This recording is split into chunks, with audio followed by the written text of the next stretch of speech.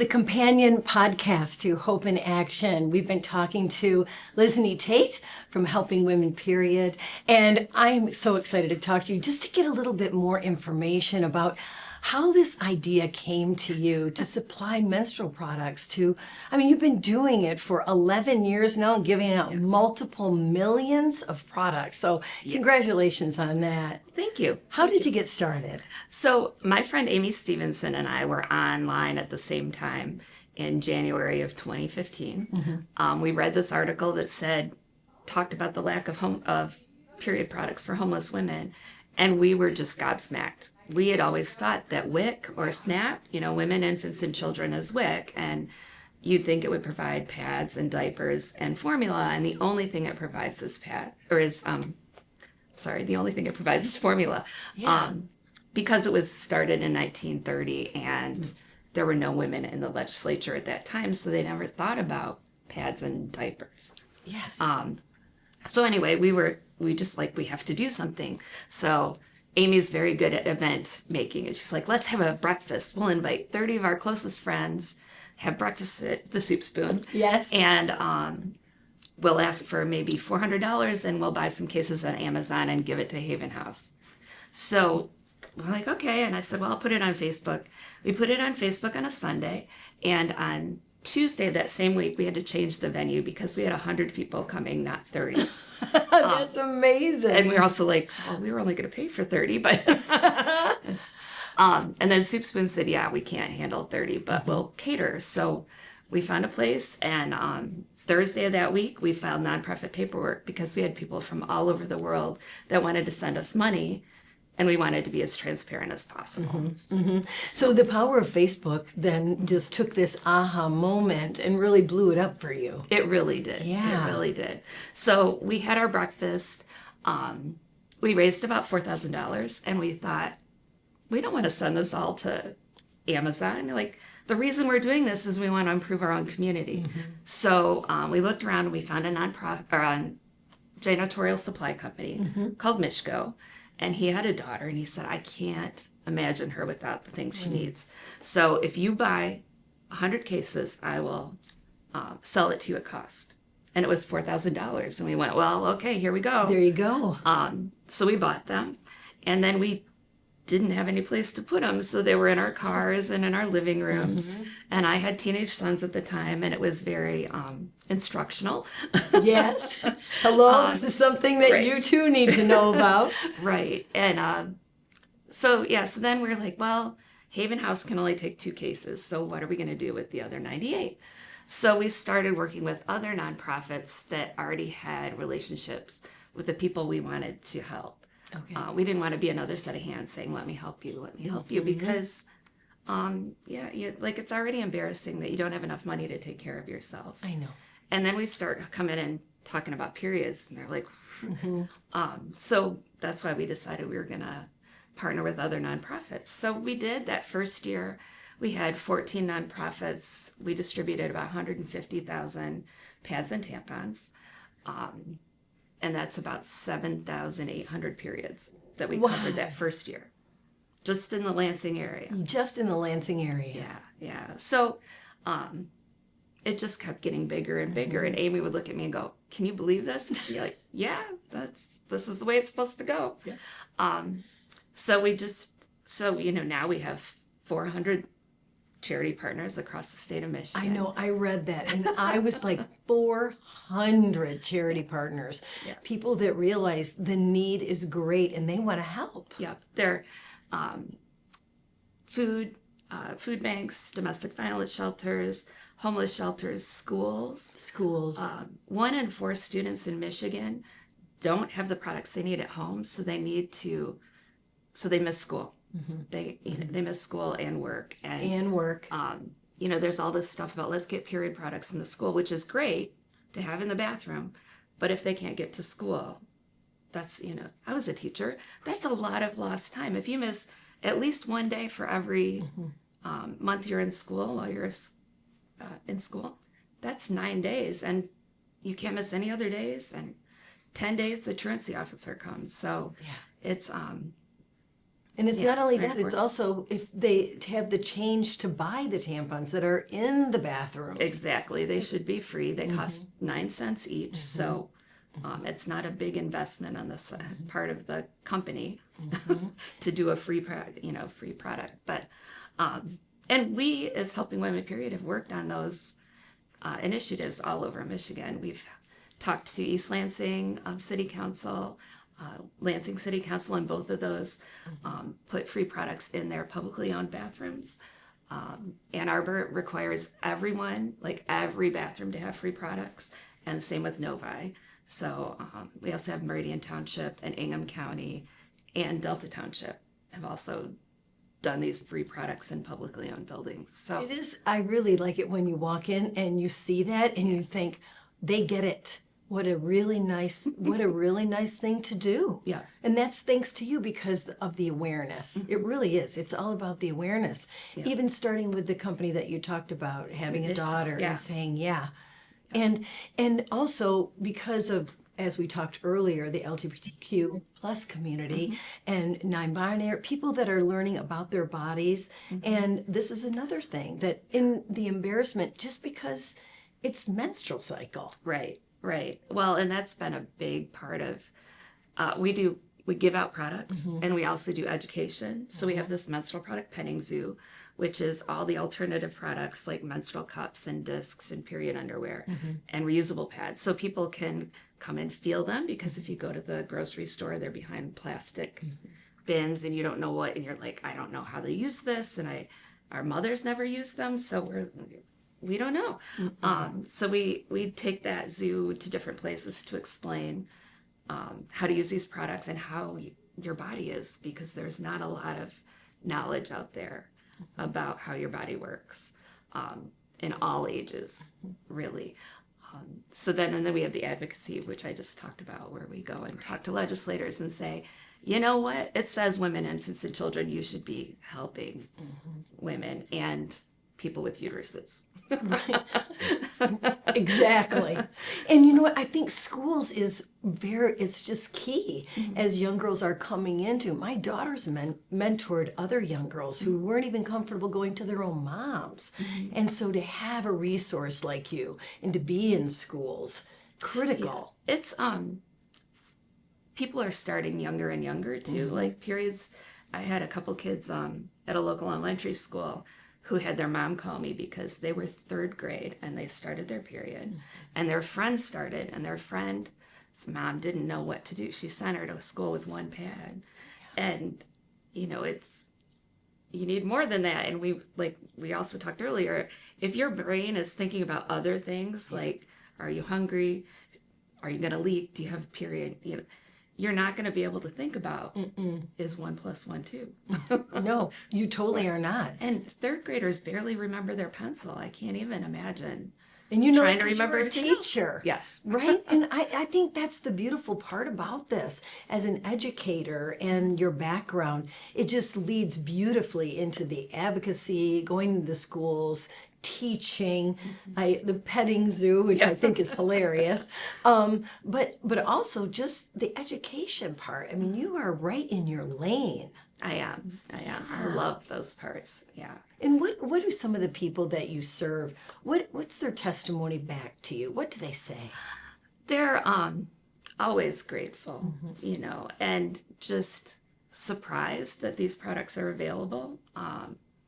And I do a couple food banks every month with the Greater Lansing Food Bank, and we're at the very end. So they drive through and they get their food in the back, and then I'm there saying, do you want pads or tampons? And a lot of them are like, I wasn't even thinking about answering that question this morning. Right? And but then they're also very grateful to be able to say yes, because those things are expensive. And if you're on a fixed income, $10 a month is a lot.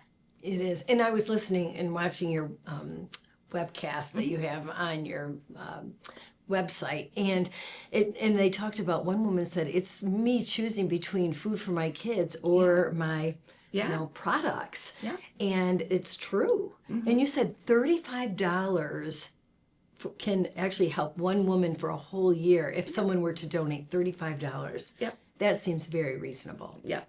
Yeah, it really is. Yeah. And if you think about the food that $35 could cover, Mm-hmm. that's, that's a lot of cereal or Yes. milk or, Mm-hmm. well, maybe not so much milk, but yeah, Granola bars, yeah, like yeah, all yeah. the things. And then, so how can someone get involved? Would you prefer cash donations? Do you like product donations? Do you like advocacy, volunteerism? Talk to me about that. Because we buy in bulk, cash is always good Mm-hmm. because, like I said, we can buy Mm-hmm. a lot of product. And we also appreciate the donations though, because when I buy in bulk, I don't buy, like things with wings necessarily. Right? And a lot of our high school kids prefer Mm-hmm. wings so that their pads doesn't slide around. And so donations are always accepted. We also distribute incontinence products to older women. So, we always take those too, poise pads and Yes. that kind of thing. So there's that. There's volunteering with us at the food banks, or we have people who sew bags for us so we can give things out discreetly. And really, really, the best thing to do is to tell somebody else that this is a problem in our own backyard. Mm-hmm. It's not, when we first started, people would say, oh, I've heard that girls in India miss school and they, because they don't have their products, or girls in Africa. UNESCO came out with a report, I think in November, that said 1 in 11 Ugandan girls miss school because they don't have the products they need. And here in Michigan, it's 1 in 4. Wow.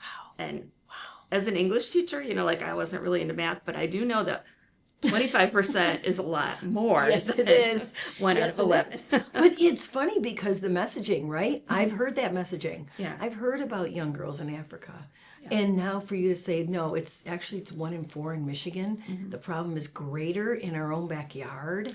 Even in affluent school districts, I had a student who did, she went to Novi, and she was doing her own little survey to see, and it was still 1 in 4 students missed school because they didn't have the products they needed at home in Novi. Yeah. So, and that's all sorts of reasons. That could be because they're in divorced households and they're at their dad's and their dad doesn't know, which isn't an excuse. No. Or, they don't have enough money, or they can't, I don't know. I think when I talk about homeless kids, I think a lot of people think of city kids or kids living under bridges and that kind of thing. But in Michigan, we have a lot of rural poverty. And there's kids that live in a house, but they, like northern Michigan, UP, there's 3 Meijers and 3, Walmart. I don't know, maybe 2 Targets, but that's it. And it's 16,000 square miles. So you could easily not be near a grocery store. And not be able to afford those products. And do you service up there yet? We've given a couple products up there. Yeah. We've done some deliveries to Marquette and one to Escanaba. Great. But, yeah, it's a whole different world though. Oh, yes. And so helping women, period, has evolved. I mean, look at you. You're all across the state in the UP, serving different communities. And Yeah. what do you see the future to be? Like, what else do you see? How else can you serve? I don't know. Well, actually, I do know. We've been working with the Michigan Women's Commission over the last year to help to do menopause panels across the state. Oh. And we're learning more about menopause and how there's also a lack of information and education about menopause, as well as anywhere from menarche, which is first period, all the way to menopause, which is your last period.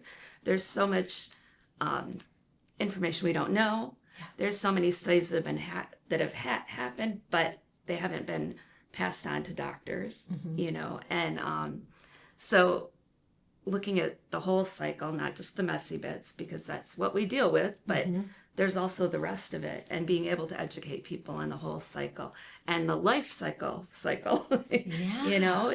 it's important for kids to know about menopause because it's going to happen to them sometime. And a lot of kids who are getting their first period or, are a little bit farther in high school, their moms are probably going through perimenopause. So you have to have an idea of what's going on So it's not just mom being goofy or she's so brain foggy. Well, that's not her fault. It's Right. hormones.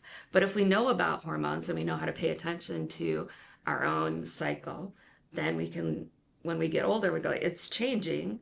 Then we have an idea that that's what it is, not just Something's wrong with me. something's wrong. And so And it's a big we thing. as women, we talk to each other, and at different stages in our lives, you say, "Oh, you feel like that? Oh, I feel like that. Oh, okay."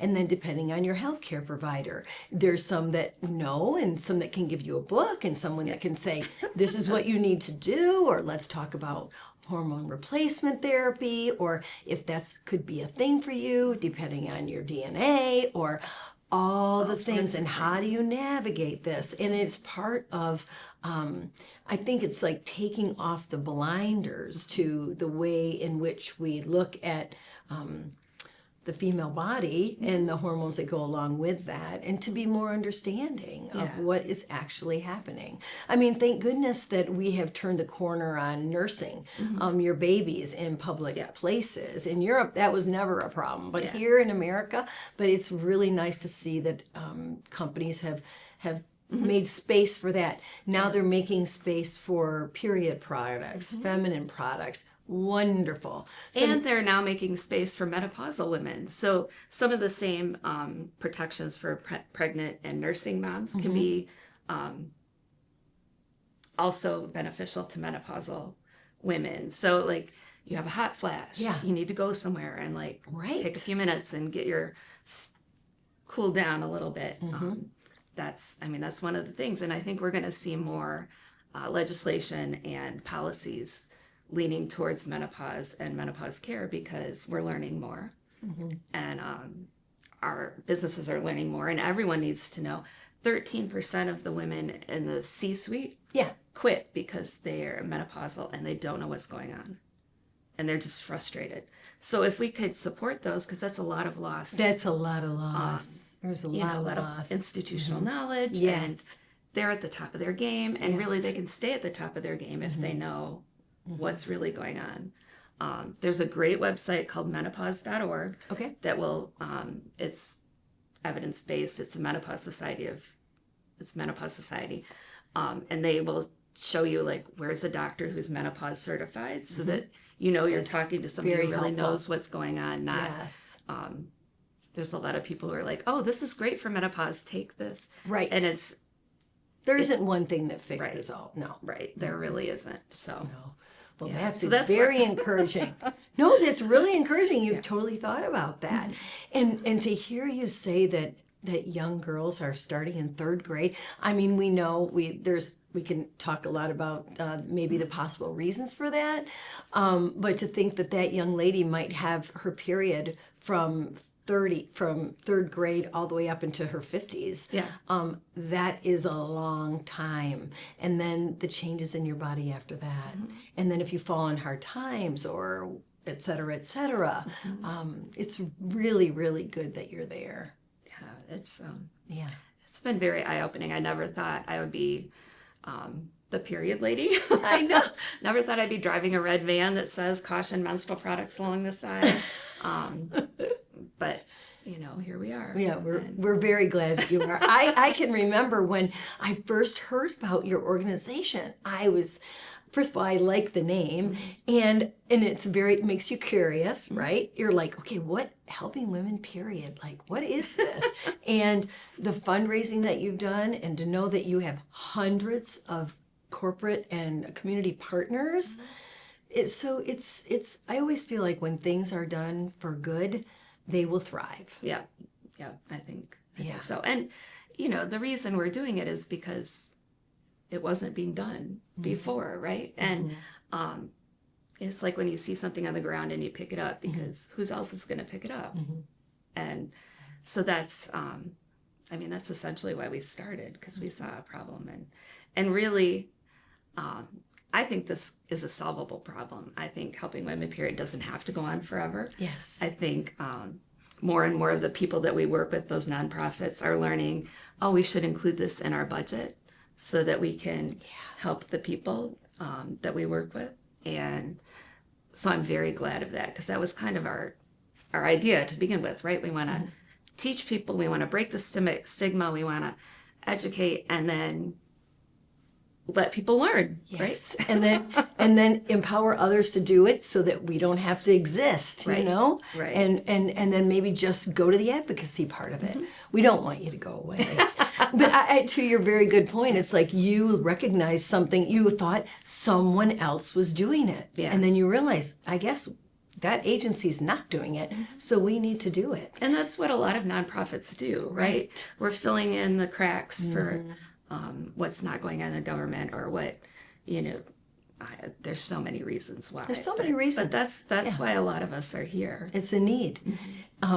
Longtime city councilwoman Elfrida Schmidt, rest her soul, she was still advocating when she was 96 years old. We did something for the Veterans Association. And I said to her, Elfrida, how do you always know what's going on? And she said, I just look around, and if I see that something needs to be fixed, then I just go for it. I just find a way. Right. And I really believe that's what you're doing. This is something that you're called to do, and all your background, and I really appreciate it. You're making a huge difference. Well, thank you. Yeah. Thank you. Yeah. Yeah, we're trying. All right. Well, keep trying. Keep providing hope, right? That's what you're doing. Hope for people that think, I don't know how I'm going to get this done. How am I going to afford this? How do I do this? I can't do this. But yes, with help. And yeah, I think that's so important, because if there's hope, you can do something. Right. Yeah. Great. Well, I'm grateful for you, and I'm grateful that you are our first extended podcast for the Hope in Action show. Thank you, Lysne, and just best of luck. It was so much fun. Thank you. You're welcome. And if you would like to take part in this and continue to follow us, please, we ask you to subscribe to Apple Podcasts, YouTube, and of course, Spotify. So thank you for joining us on our very first episode and our very first extended podcast for Hope in Action. And I'm Sheri Jones.